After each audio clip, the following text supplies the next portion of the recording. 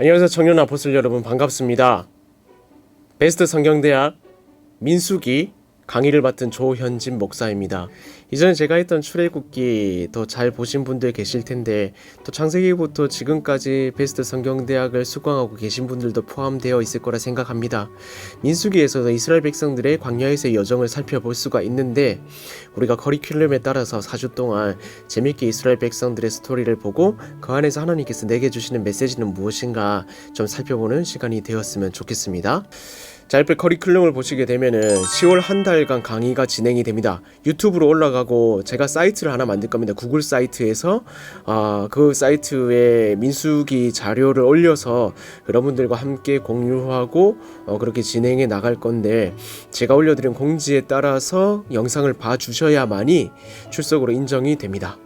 출석은 1회까지만 결석이 허용되고 나머지 결석하시면은 출석이 되지 않습니다. 꼭 참고해 주시고 모두 수료해 주셨으면 좋겠습니다. 1주부터 4주까지 10월 한 달 동안 진행되는데 첫 주에는 OT와 1강에 대해서 다루게 됩니다.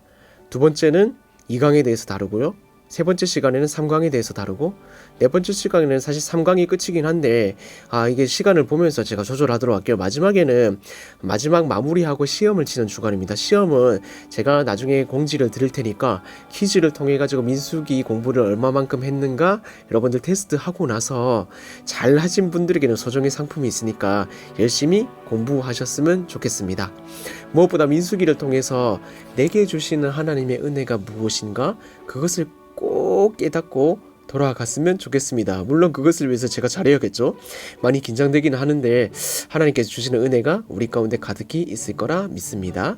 민수기 첫 번째 시간 시작하도록 하겠습니다. 자, 민수기는 어떻게 이루어져 있는가? 기호를 통해서 한번 알아보죠. 민수기가 히브리어로 뭐냐면은 베미드바르라고 합니다. 이렇게요. 베미드바르 이렇게 읽어 히브리어는. 이게 무슨 뜻이냐? 광야에서라는 뜻을 가지고 있습니다. 의외죠? 민수기 영어가 뭐죠? 넘버스죠. 넘버스인데 우리가 알고 있는 숫자라는 의미가 아니네요. 히브리어로 적힌 원래 성경은 민수기가 광야에서라는 제목이었습니다. 근데 이게 어떻게 바뀌게 되었느냐? 70인령이라는 헬라어 성경이 있는데 아리스모이라고 첫 번째 숫자들이라고 명명했어요. 민수기를. 그래서 여기서 이제 점점 이제 넘버스라는 개념으로 가서 지금 우리가 읽고 있는 민수기가 되었어요. 백성들의 숫자를 세는 이야기 이렇게 되었단 말이죠. 근데 사실은 히브리어로 봤다시피 광야에서라는 스토리를 주로 담고 있습니다. 민수기가 1장부터 36장에 걸쳐서 진행이 되는데 숫자를 세는 장은 1장에 불과하고 나머지는 광야에서 일어난 일들을 다루고 있어요.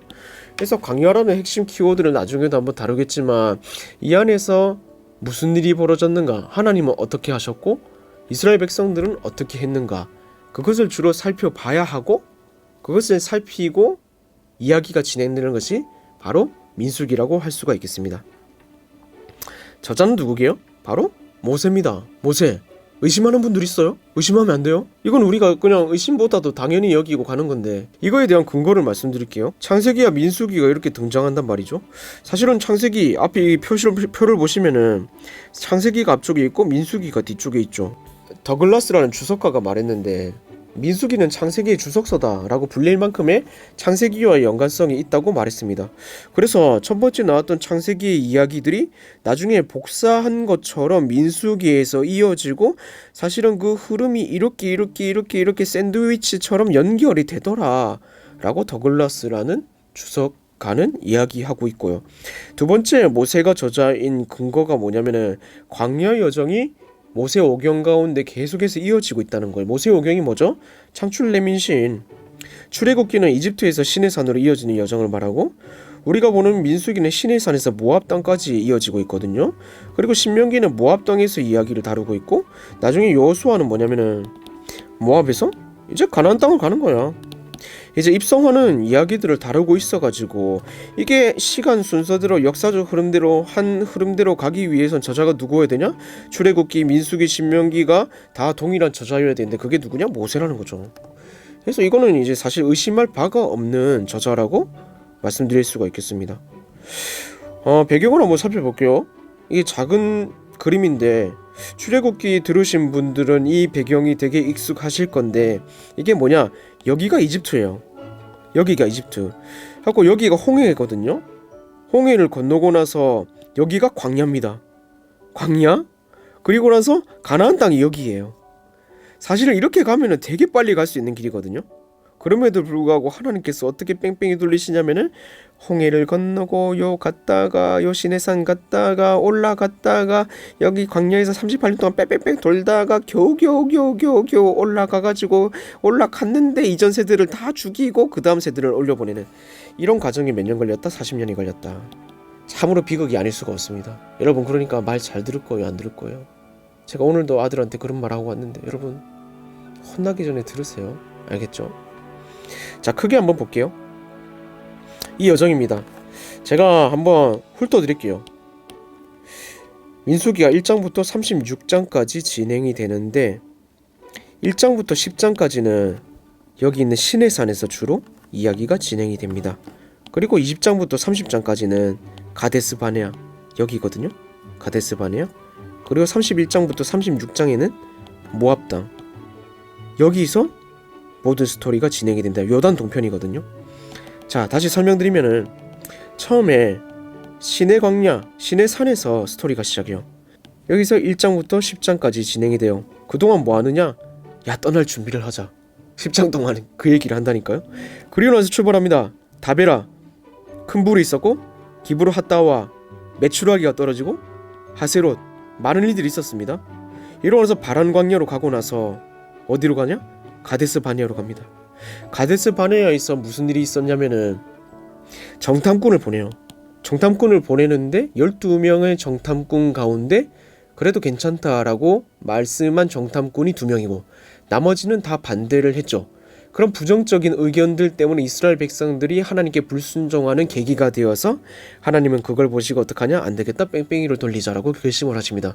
그래서 38년 동안 여기서 뺑뺑이 돕니다. 뺑뺑뺑뺑뺑뺑뺑뺑 돌거든요. 여기서 뺑뺑이 돌다가 38년이 지난 후에 하나님께서 야, 이제 가게 해줄게 하고 나서 가나안 동쪽 편으로 가려고 하는데 문제가 생겼습니다. 에돔 왕이 왕의 대로라고 하는 지름길을 허용해주지 않는 겁니다. 그래서 어떻게 하느냐? 돌아가자. 그래서 돌아가는 중에 사실 가데스 바네아 이쪽에서 미리암이 죽습니다. 그리고 호르산 에시온 게빌로 넘어가야 되는데 호르산에서 누가 죽냐? 아론이 죽습니다. 아론이. 에시온 게빌로 넘어가고 나서 다시 올라가요. 분온, 에돔 땅, 모압 땅, 느보산, 시딤. 나중에 느보산에서 모세가 죽는데 이 시딤에서 민수기가 마무리가 됩니다.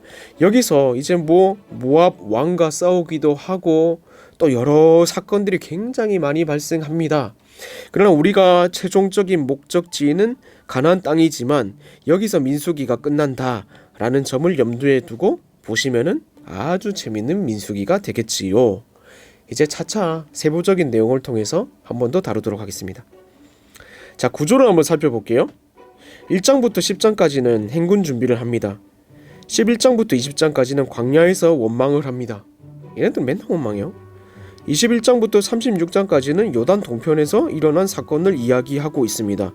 자, 처음에 말씀드렸죠. 민수기가 뭐라고요? 광야에서. 민수기가 아니에요. 사실 광야에서 일어난 일을 다루고 있다는 거예요. 여기서 숫자는 다 세거든요. 나머지 주된 스토리는 뭐냐? 광야에서 일어난 스토리. 광스가 주된 스토리라는 거예요. 세 구조로 딱 이렇게 이루어진다. 세부적인 구조입니다. 1장부터 10장까지 이런 일이 일어나요. 뭐 많죠? 나중에 다룰게요. 두 번째, 뭐 많죠? 세 번째, 많죠? 차차 다음 강의에서 다루도록 할게요. 다 다루면 재미가 없잖아요. 맞죠? 좋아요. 중요 주제가 있어요. 여러분, 중요 주제는 핵심 키워드고 퀴즈에 이런 게 꼭 나온다니까요. 그렇죠? 한번 잘 봐주십시오. 거룩. 하나님은 거룩하시다. 당연하죠.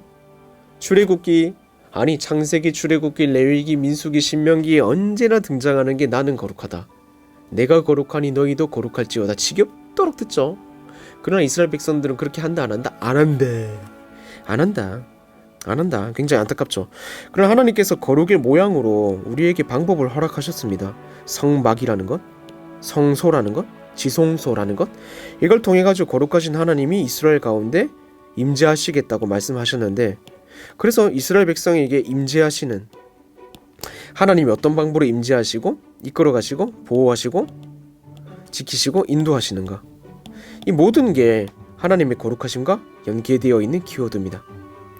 질서, 재밌는 건 뭐냐면 이 거룩을 위해서 하나님께서 당장에 야 내 거룩하니까 나 따라와라, 일단 나와봐봐 이렇게 하신 게 아니라 질서를 따라서 그 거룩함 가운데 나아가도록 하셨어요. 우린 너무 죄인이라서 사실은 거룩하게 되는 절차가 없으면 하나님께 나아갈 수도 없고, 나아간다면 완전히 소멸될 수밖에 없는 존재잖아요. 그래서 예를 들면 성막이라는 질서를 주신 거예요.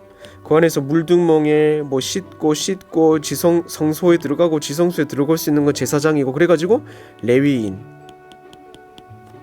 아론의 아들들, 제사장, 성막, 이렇게 주어진 모든 것이 질서를 따라서 우리가 거룩함으로 나아갈 수 있는 방법을 하나님이 제시해 주셨다. 그래서 민수기에 등장하는 것이 성막과 그 진영과 하는 일들이거든요. 하나님께서 그 질서에 따라서 움직이신다. 우리로 따지자면 평신도가 있고 목사가 있고, 그래서 말씀을 맡은 자들, 그 말씀을 가지고 전해주는 자들, 그걸 가지고 또 사역하는 자들, 각자의 은사를 따라서 하나님의 몸을 세워가는 그 과정이 민수기에도 그려져 있다는 것을 볼 수가 있어요. 세 번째, 거룩과 질서와 이어지는 내용입니다. 불순종하게 되면 무슨 일이 벌어지는가를 분명히 보여줬다는 거거든요. 13장, 14장에 가면은 정땅쿤 스토리를 통해서 불순종한 친구들이 어떻게 됐을까요? 정말 됩니다. 재밌는 게 세대 교체가 되거든요. 그래서 모세의 세대들은 가나안 땅으로 들어가지 못합니다. 다음 세대가 들어가요. 불순종하면 뭐가 있다? 불순종에 따른 대가가 있다는 거예요. 그러니까 말할 때 잘 들어야 된다. 네 번째, 땅. 가나안 땅으로 나아가는 과정입니다. 그러나 가나안 땅으로 나아가는데 우리가 반드시 지나가야 될 땅이 있습니다. 그것은 바로 광야입니다. 광야를 통해서 가나안 땅. 이걸 통해서 볼 수 있는 게 뭐냐? 하나님의 신실성이거든요. 하나님 약속을 지키신다, 안 지킨다? 지키신다. 이걸 민수기에서 찾아보자고요. 마지막, 역사. 결국에는 역사의 주인은 누구냐? 하나님이다. 우리의 주인은 누구냐? 하나님이다. 너의 주인은 누구냐? 하나님이다. 우리 동생의 주인은 누구냐? 하나님이다. 우리 부모님의 주인은 누구냐? 하나님이다. 이 대한민국 주인은 누구냐? 하나님이다. 이걸 민수기를 통해서 우리가 살펴볼 수 있다는 겁니다. 민수기의 모든 스토리를 통해 가지고 지금껏 일어나는 많은 역사들도 하나님께서 주인 되어 주셔서 이끌어 주셨고, 우리 또한 그 하나님께서 주인 되어 주사 이끌어가고 계시다. 이것을 머릿속에 막 집어넣어요. 아, 그렇구나. 하나님 주인이십니다. 따봉 이렇게. 자, OT는 이렇게 끝났습니다. OT 재밌죠? 민수기가 기대되죠? 그럼 바로 1강 넘어가겠습니다. 1장부터 10장까지의 1강 내용을 한번 다뤄보도록 하겠습니다. 아까 말씀드렸듯이 1장과 10장에서는 행군 준비를 하는 시간이 있습니다. 여러분들이 여행 가실 때 어떤 걸 주로 준비하시나요? 만약 여러분이 여행을 준비한다고 할 때에 갈 나라와 그곳에서 무엇을 할지, 그 땅은 지금 어떤 계절인지, 무엇이 중요하고 맛있는가 연구를 많이 해서 갈 거예요. 여권도 필요할 것이고, 이스라엘 백성들이 이제 광야로 나갈 채비를 하는데 이들에게 필요한 것이 뭐가 있었냐면 바로 영적 준비였습니다. 그래서 영적 준비를 위해서 우리가 좀 구분해서 볼 점은 뭐냐, 하나님께서 이스라엘 백성들에게 세우신 질서, 이것을 한 번 더 체크하는 시간이었고, 이스라엘의 정체성, 우리는 누구인가, 하나님 앞에서 어떤 존재인가를 다시 돌아보는 시간을 가졌다라는 것을 기억하면서 한번 1장과 10장 다뤄보도록 하겠습니다. 배경은 이렇습니다. 배경이 어디냐? 시내산역입니다. 아까 말했지만 1장부터 10장까지는 나 자신은 누구이고, 우리는 어디를 향해서 가야 되고, 우리 무슨 영적 준비를 해야 되는가, 그것을 위해서 시내산에서 1장부터 10장까지 준비했다. 이걸 보면 시내산이 되게 중요한 곳입니다. 모세가 10계명을 받았기도 하고, 여기서 잠깐 멈춰서 가지고 진영을 정돈한 그런 곳이기 때문입니다. 구체적인 내용을 살펴보면 이렇습니다. 1장부터 10장까지 내용인데요, 1차 인구조사를 해요. 진영의 조직을 다시 한번 살펴보고, 진영이 나옵니다. 진영. 3장에는 제사장과 레위인, 그들의 직무가 4장까지 이어져요. 그리고 우리는 어떻게 진영 속에서 정결함을 갖출 것인가. 6장에서는 이제 하나님 앞에 순종할 때 어떻게 축복을 받을 수 있는가에 대해서 시간 순서대로 나옵니다. 재밌는 건 뭐냐? 7장부터 10장까지는 회상신이라는 거예요. 몰랐죠? 시간 순서대로 가는 게 아니에요. 여기서부터 둘째 딸인데 여기는 뭐 첫째 딸이에요. 시간적인 순서가 이렇게 바뀌었는데 언제냐? 출애굽기에서 성막이 완성되었을 때 그때로 다시 돌아갑니다. 잠깐 여기서 형식을 다 갖추고 나서 우리가 어떤 민족입니까? 하나님의 백성입니다. 하나님께서 우리를 위해서 무엇을 준비해 주셨습니까? 하면서 잠깐 돌아보는 시간이 7장부터 10장이 이어집니다. 자, 첫 번째 시작입니다. 1장 1차 인구조사를 1장에서 진행합니다. 이렇게 시작해요. 첫 번째 시작이 둘째 해, 둘째 달, 첫째 날. 둘째 해 2년 2달 한자 모르고 첫째 날 원데이 3개 국어 이렇게 쓸 수 있죠. 둘째 해 둘째 달 첫 번째 날에 계수를 시작합니다. 누구? 싸움에 나갈 만한 남자들을 계수하라. 이것은 왜냐면은 이제 전쟁을 준비하겠구나. 이제 여정이 시작되겠구나. 인트로를 알 수 있게 하죠. 그래서 이제 숫자를 세는데 밑에 쭉쭉쭉쭉 숫자가 나오죠. 여러분 머리 아프죠? 제가 정리해드릴게요. 몇 명이냐? 이렇게 나왔습니다. 루벤부터 시작해서 납달리까지 60만 3,550. 맨날 목사님들 얘기할 때 애굽에서 나온 숫자가 얼마나 장정만 60만 명이었다. 그 위에 식솔들 다 합하면 뭐 150에서 200만 이렇게 된다고 얘기를 합니다. 이렇게 얘기를 하는데 애굽에서 야곱의 아들들이 요셉이 총리가 돼가지고 애굽 내려갔잖아요. 내려갈 때 숫자가 몇 명이냐? 70명. 그러면 400년이 지났어요. 몇 명이 됐어요? 장정만 60만 명, 200만 명이 됐다. 야, 엄청난 하나님의 축복 아닙니까? 1장에서 볼 수 있는 건 뭐냐? 하나님께서 이스라엘 백성과 함께 하셔서 하나님의 나라를 이루기 위해서 하나님께서 준비시키신 게 세 가지 있거든요. 이게 언약신학적 관점에서 국민, 영토, 주권이 있는데 국민이라는 점이 지난 400년 동안 준비가 되었다는 거예요. 그리고 지난 출애굽기를 통해서 하나님이 말씀하신 게 뭐냐? 내가 너희의 주인이다. 내가 너희를 이끌어서 가나안 땅에 들어가게 할 것이다. 주권이 강조되었고요. 민수기와 신명기와 여호수아를 통해서 하나님이 하시는 건 뭐냐? 영토 작업입니다. 이게 세 가지가 합해지면 뭐냐? 캡틴 플래닛이 아니고 하나님의 나라. 완전히 완성이 되는 거죠. 이스라엘 백성들을 통해서 이것을 볼 수 있다는 거예요. 이 장에 들어가면 진영이 조직돼요. 진영이 조직되면서 우리가 볼 수 있는 게 뭐냐? 성막을 중심으로 레위 자손들이 배치가 되고 그 주위를 12지파가 배치를 하고 있다. 이건 하나님의 질서입니다. 하나님의 질서. 왜냐? 하나님은 거룩하신 분이시기 때문에 거룩의 차등 현상을 둬서 이스라엘 백성들을 지켜주셨어요. 이건 불공평한 처사가 아니라 이스라엘 백성을 가장 잘 지키시기 위해서 하나님이 고안해 내신 방법이에요. 왜냐하면 직접적으로 하나님께 갈 수가 없는 존재라서. 그러나 하나님께서 이들을 보호해야 하셨기 때문에 어디 위치에요? 중간에. 낮에는 구름기둥, 밤에는 불기둥으로 이게 막 이동하죠. 이동하고 멈추는 곳에 이렇게 진영을 배치했습니다. 그래서 이 진영을 보면서 우리가 생각해 볼 수 있는 교훈이 또 이거예요. 우리 마음속의 중심이 과연 하나님이신가? 내 마음속의 중심이 나 스스로가 아닌가? 나는 하나님의 중심을 모시고 그렇게 하나님이 가라고 하실 때 가고 있고 멈추라고 하실 때 멈추고 있는가? 주님 말씀하시면 내가 나가리다. 3장 3장에 보면은 제사장과 레위인의 직무에 대해서 나옵니다. 제사장과 레위인이죠. 레위.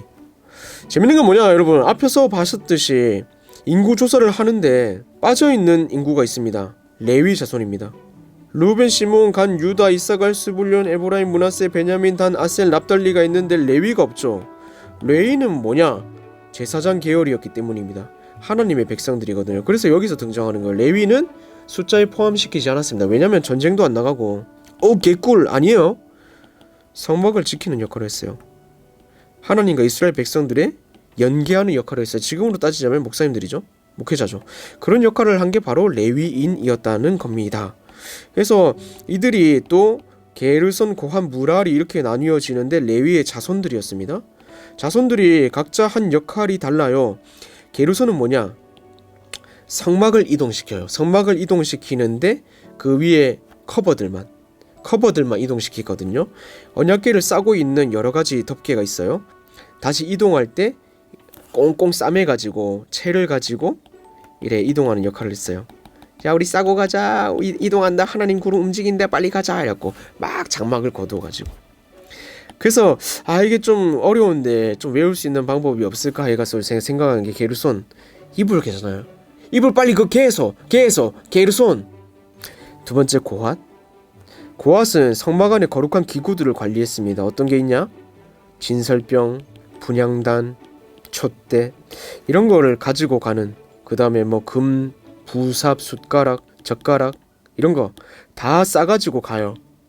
얘네들은 중요한 역할을 했죠. 되게 가벼운 건데 사실 되게 중요한 성물들. 그래가지고 고핫은 조심해야 되잖아요. 야, 그거 조심해라. 고핫. 세 번째 무라리입니다.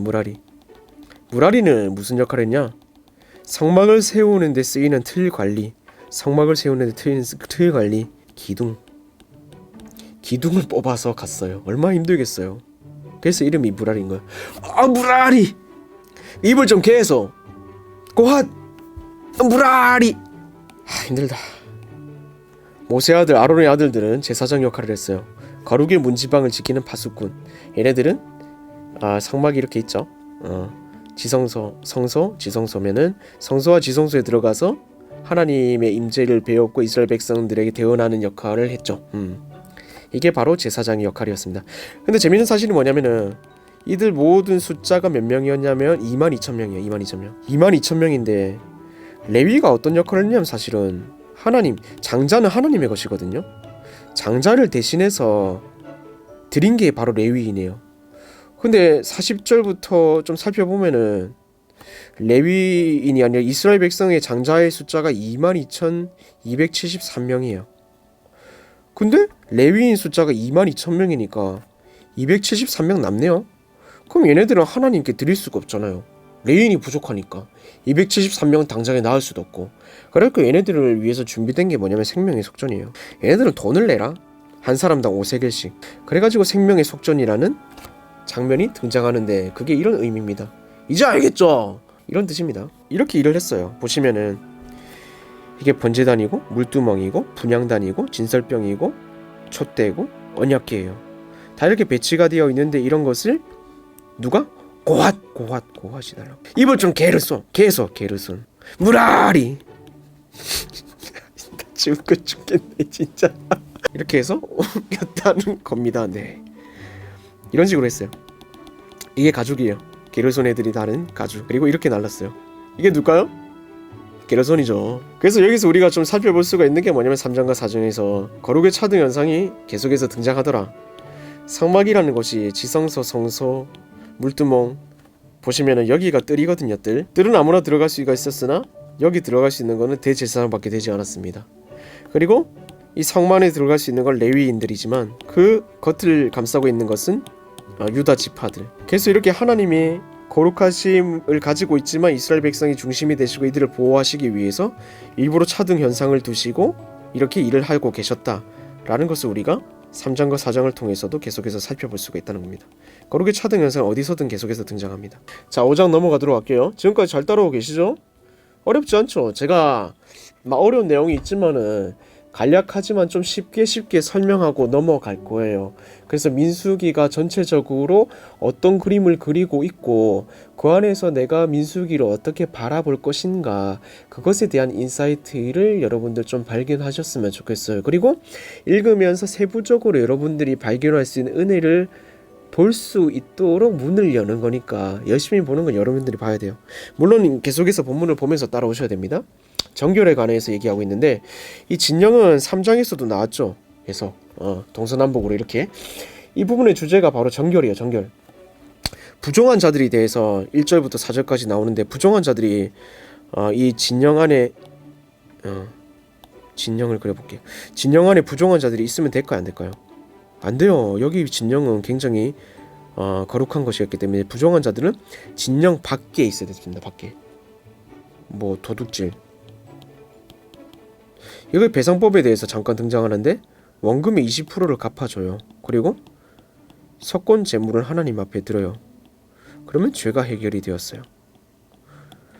하나님은 거룩한 것을 요구하시고 그리고 부정한 것을 용서하지 않으시지만 이런 식으로 용서할 수 있는 여지를 주셨다는 겁니다. 왜냐하면 신앙 공동체의 도덕적 투명성을 하나님께서 요구하셨거든요. 거룩한 공동체이기 때문에. 5장에 있어서 되게 재미있는 거라고 해야 되나? 좀 약간 지저분한 내용일 수도 있는데 약간 거시기한 내용이 등장합니다. 그게 뭐냐? 아내의 부정이 의심되는 경우에 어떻게 해야 될지 나옵니다. 사실 이거는 많은 학자들이 지금도 설왕설래하고 있습니다. 뭐냐? 이게 너무 남성주의적 이론이 성경에 들어가 있는 것이다. 아니다. 그 당시에는 당연히 이게 있어야 했고 지금도 유효한 것이다 라고 말하는데, 우리가 좀 토픽으로 삼고 주제로 삼아야 될 게 뭐냐면 하나님은 거룩한 삶을 원하신다 그거거든요. 부정한 것을 가만두고 보기를 원하지 않으시고 은밀한 죄까지도 드러나서 하나님 앞에 회개하며 엎드려지기를 원하신다. 이걸 볼 수가 있어요. 아내의 부정이 의심되는 경우가 있었다고 합니다. 남편들에게. 그래서 그것을 이제 이렇게 해결하는 절차에 대해서 나오는데, 첫 번째, 의심하는 아내가 만약에 생기면 쓴물을 준비해요. 성막 바닥에 티끌 들으라, 저주의 말이 적힌 글자의 잉크물, 섞은물, 아유 이런 걸 먹어? 하고 저주의 맹세를 하거든요. 그러고 나서 먹으면 어떻게 되냐? 너 유죄면은 허벅지가 마르고 넓적다리가 마르고 배가 부을 거야. 그럼 바로 부정한 자가 되는 거죠. 근데 만약에 죄가 없다? 괜찮을 거야. 여자만 손해죠. 여자는 아멘 물을 이런 일이 일어났는데, 이런 일은 의심으로 끝나거나 더 심한 처사가 이루어졌기 때문에 사실 어떻게 보면은 이런 법을 줌으로 인해서 명확하게 구별해낼 수 있는 방법 또한 하나님께서 제시하셨다는 거죠. 그렇게 볼 수가 있어요.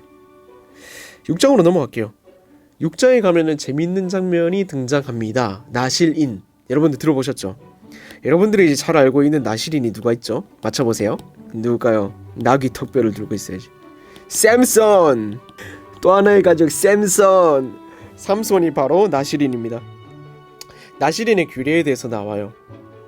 나실인, 이거 지워야 되네. 지우지 맙시다 여러분. 나실인이 처음에 나면은 서약을 해야 돼요. 자식을 나실인으로 드릴 경우에 서약을 하면서 그가 살 동안에 어떻게 해야 되냐? 포도주와 독주를 멀리 해야 돼요. 포도로 만든 모든 것을 멀리 하거든요. 발효된 거. 그리고 삭도를 절대로 머리에 대지 말고 머리 깎으면 안 돼요. 그래야지 나실인으로서의 역할을 할 수 있어요. 나실인은 뭐냐면은 이게 삼손처럼 모두가 힘센 사람이라고 이해하고 있는데 그게 아니라 구별된 자. 하나님의 거룩한 일을 할 수 있는 자가 바로 나실인이었습니다. 만약에 나실인이 부정해지는 경우가 있었습니다. 시체를 가까이 하거나 부정한 일을 접했을 때, 부정한 걸 만져도 부정한 게 전가가 되어가지고 부정하게 되거든요. 그때 이제 어떻게 해야 되냐? 7일 동안 부정한 상태로 지내다가 7일째 머리를 빠박 밀어요. 그리고 나서 어떻게 하냐? 산비둘기 2마리나 집비둘기 새끼 2마리를 예물로 드려요.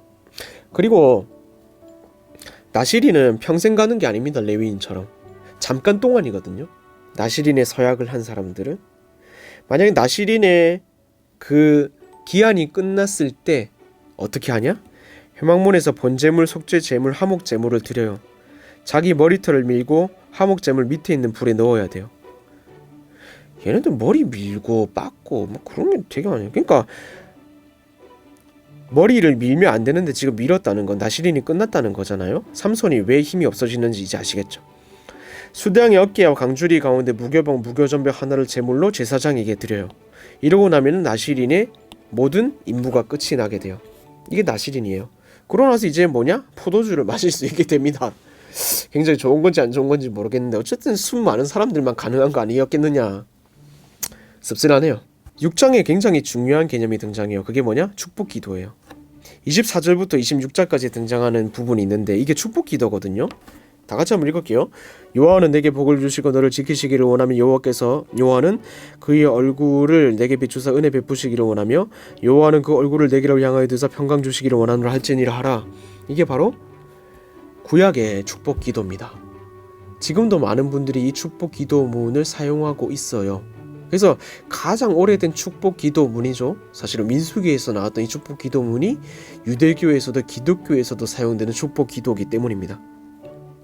자, 이 하나님이 지키신다는 것, 굉장히 중요해요. 왜냐면 고대 근동 지방에서 전쟁의 승리자가 진짜 신이다라는 개념이 팽배했기 때문에 나를 지키시고 전쟁에서 승리하게 하신다는 것은 참 신이시다라는 것을 드러내고 있어요.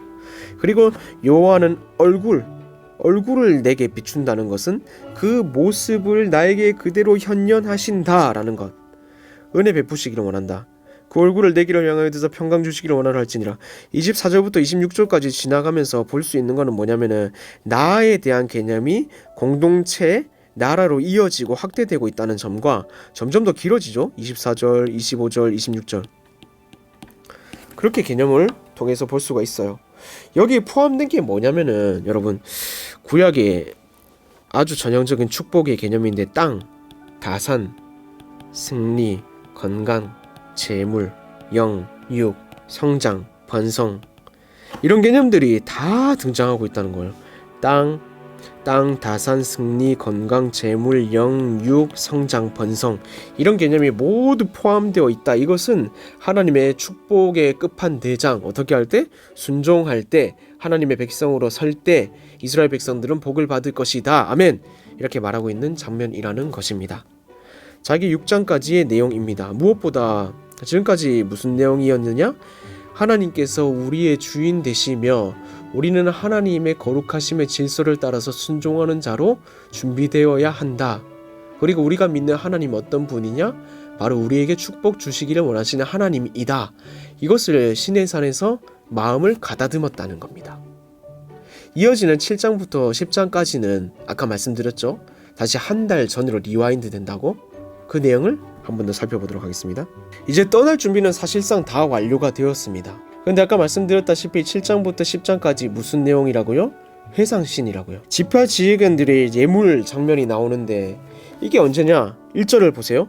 모세가 장막 세우기를 끝내고 여기가 뭐냐면은 출애굽기 40장에 등장하는 내용입니다. 이게 언제냐면은 민수기 1장 1절 기억나요? 둘째 달 첫날 정확하게 한 달 전으로 거슬러 올라왔죠. 회상신이 7장부터 10장에 등장합니다. 왜냐면 그때를 돌아보는 거예요. 호흡 늦추고 다시 복귀해 보는 거죠. 우리 성막이 처음에 완성되었을 때 하나님이 어떻게 하셨냐? 우리는 어떤 마음이었나? 계속 준비하는 거예요. 광야로 나가기 전에. 이게 민수기의 기법이기도 해요. 근데 생각해보면 그래요. 우리는 세상 가운데 나아갈 때 하루의 시간을 가지고도 준비를 하는가? 여러분 그런 준비해요? 잘 안 하죠. 뭔가 하루를 시작하기 전에 하나님 앞에 나가서 하나님 오늘 하루도 준비합니다. 하나님이시고 나는 하나님의 종입니다. 지금까지 하나님이 이렇게 도와주셨음을 내가 기억합니다. 그리고 하나님의 백성으로 따를 때 오늘도 축복이 있을 줄 믿습니다. 이제 나가겠습니다. 이게 이스라엘 백성들이 하고 있는 1장부터 10장까지 내용이거든요. 이 스토리를 요약해 본다면은 우리 삶 가운데 참 이게 적용이 된다면은 하나님의 놀라운 역사가 일어날 수 있겠다. 아니 일어날 것이다. 라는 확신을 가질 수가 있죠. 그러니까 여러분 내일 새벽에 만나요. 네. 그래서 모세가 장막 세우기를 끝내고 한 달 전 시점으로 돌아갔어요. 그래서 거기서 돌아보는 게 뭐냐? 지파 지휘관들이 어떤 예물을 드렸는가 하는 겁니다. 성막이 세워지고 성막이 봉헌될 때에 12지파 지휘관들이 예물을 드리는데 어떤 예물을 드리냐? 수레 6대, 소 12마리. 그러니까 각 지파당 소 1마리와 두 지파당 수레 2마리를 드렸다는 게 나오죠. 맞죠? 그런 계산이 나오는데 두 번째, 제단에 기름 바르던 날에 예배에 맞는 예물을 드렸어요. 첫 번째 수레 6대와 소 12마리는 어떻게 나눠졌냐면은 이걸 레위인들이 쓸 수 있게 만들어졌거든요. 게르손이 아까 뭐 나른다고 했죠. 이불 개라. 그렇죠. 게르손. 이불 게르손. 수레 2마리. 수레 2. 소 4마리. 자, 그리고 고핫은 뭐 나르죠? 작은 거 고핫. 그래서 안 줘요. 가볍잖아. 무라리는 뭐라고요? 기둥 무라리. 그래서 많이 줘요. 수레 나머지 남은 것 그리고 소 8마리. 고핫은 안 줬어요. 이렇게 나눠줬어요. 그리고 두 번째 드린 게 제단에 기름 바르던 날에 예배에 맞는 예물을 드렸거든요. 이게 공통적입니다. 음반, 은발이 기름 섞인 소재물, 향은 담은 금그릇, 번제물, 속죄제물, 화목제물 이거를 1일당 한 지파씩 들여가지고 12일 동안 드립니다. 이 당시에 출애굽기 40장에서 이렇게 드렸다는 거예요. 계속 왜 이렇게 반복하고 있나? 읽기 싫어 죽겠는데 강조 역할을 하는 겁니다. 강조. 어떻게 했는가? 그렇게 해서 7장이 끝나게 되고 8장에 보면은 레위인의 직무에 대해서 나오는데 레위인은 25세부터 50세까지 성막에 들어가서 일을 할 수 있게 되었습니다. 그래서 성막에 들어가서 직무를 하는데 시작하기 위해서 필요한 장면들이었어요. 물을 뿌리고 털을 밀고 의복을 빨고 수송아지 2마리를 하나님께 드리면 됩니다. 수송아지 2마리 중에 수송아지는 이스라엘 백성이 직접 안수해서 죄를 전가한 후에 하나님께 드렸습니다. 성막의 직무를 감당하는 것이 바로 레위인이었습니다. 레위인은 이스라엘 백성들 이 연계점의 역할을 했어요. 연계점의 역할. 그래서 이스라엘 백성들의 죄가 있다 제사 앞에 나아가서 하나님께 나아가는 그런 중요한 역할을 했기 때문에 레위인은 거룩한 상태에서 하나님께 드림바 되었어야 됐습니다. 9장을 볼게요. 9장을 보면 6월절이 등장해요. 6월절은 처음에 어떻게 지켰느냐? 첫째 달에 애굽에서 나온 다음에 첫째 달.